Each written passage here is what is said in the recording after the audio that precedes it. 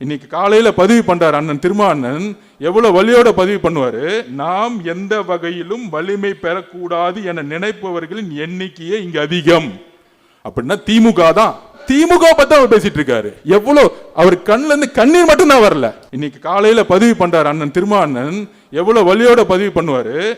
வளரக்கூடாது என்று நினைக்கிறார்கள்.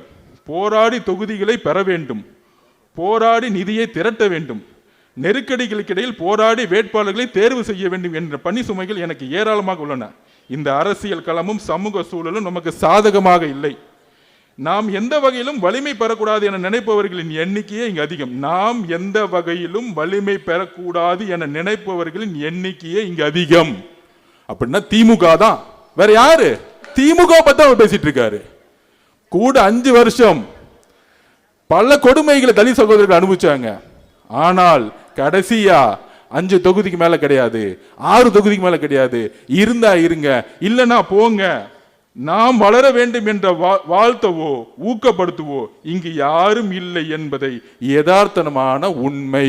எவ்வளவு மன வலிமையோட அண்ணன் திருமானவன் இதை பேசியிருப்பாரு. இதை எவ்வளவு அவர் கண்ணுல இருந்து கண்ணீர் மட்டும் தான் வரல.